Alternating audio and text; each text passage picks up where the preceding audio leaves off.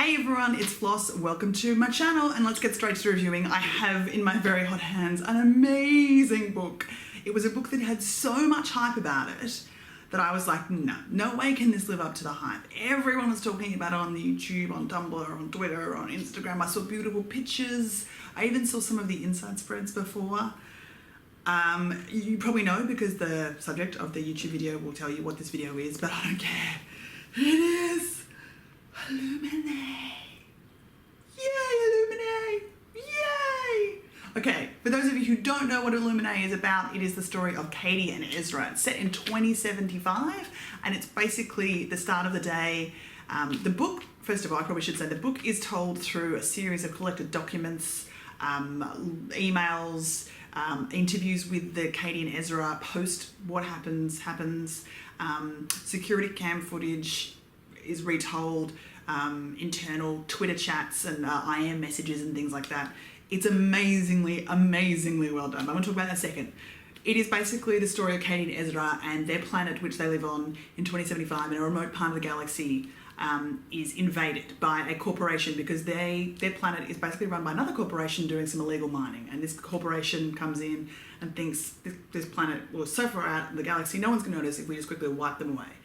Unfortunately, very close by is a battle carrier who comes in to try and help save everybody because they use a gas to help get rid of people, and it does not go well, and the mass planet evacuation, it ends up with Katie and Ezra being on separate ships where they communicate to each other, and Katie falls in with a hacker who, through their journey of learning to being part of this bigger community, learn that something's not quite right.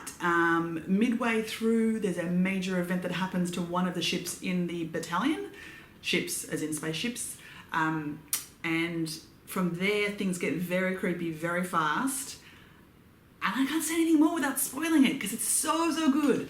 What can I say that's so good without spoiling it is that it is the most imaginatively told, brilliantly constructed book I have read in a number of years. I'm not exaggerating that because I have read a lot of books. I'm going to put this down because it's really heavy because it's a beautiful hardback. It is so imaginative. The story itself is so well told in terms of not only do the world they live in feel completely realised, and the technology they use and the people they talk to and interact with feel different and nuanced, and realised is a really good word because so much of the dystopian sci-fi genre right now can be filled with people using technology just to show you that we're in the future. This is, look at me using my super amazing can opener thing that has nothing to do with the plot, whereas everything here felt real and lived in, and the people who were in that world, I kind of got that feeling where, and I've used this analogy before, where this was a book where it was a bit like SimCity, where they were telling me the story here, but if I wanted to walk off down the other side of the alleyway in that spaceship, people would have had things going on and lives would have been happening, and I would have been able to see that.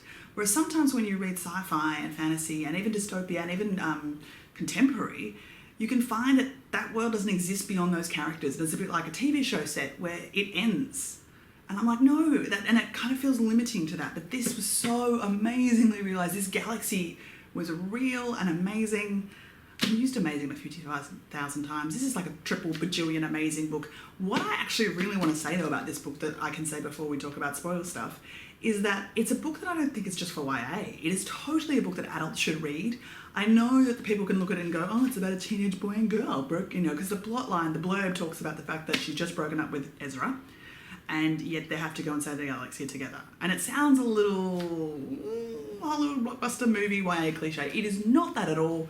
It just happens to star two 17-year-olds. And they actually have a reason for being that young, and it makes sense in that world. I think adults need to know, you know, that look down on YA thing, because it's a YA cliche, triangles, blah, blah, blah. It's such crap. Blah. And this is a book that proves it. YA can be imaginative and genre pushing and boundary pushing, and it looks at great, important societal things like businesses and how much power they should have, and society and the greater good of one versus so many, and what we do to save people, and the value of a rich person and a poor person, and technology and where it's going to take us, the good, the bad, the in-between. It's amazing! But that all sounds like a history lesson too. It's actually incredibly funny. It's action-packed. The action sequences, some of the best I've read in a long time. And again, I like to read action books. I love a good action book. This was one of those books. I was turning the pages and I was like literally like, run! At times because I felt it. I felt that I was there in that moment. Now, I have to say, look at this. You can see from the spine that it's different colour pages, but look. So we've got, I'm going to try and pick a non-spoiler page. Look at that. That is amazing. This is actually describing a dogfight in space. Oh, the words all going this way, and it kind of, you gave you the rhythm with the feel, and you were a fighter pilot twisting and turning. Oh, so good. So good. So good. It is on my top 5 for the year, easily. I would say at the moment for 2016, it's the best book I've read this year. You have to read this. It's just unputdownable. It's fast. It's action-packed. It's got twists. It's got turns. It's funny. There's elements of real humour in some pretty dire circumstances. Amie Kaufman, damn you! J. Kristoff, damn you too! Damn you all! Damn you talented bastards! I probably shouldn't call the authors bastards, that's me.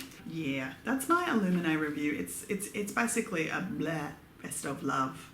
It's just a vomit of praise, which sounds really gross, but is incredibly complimentary, trust me.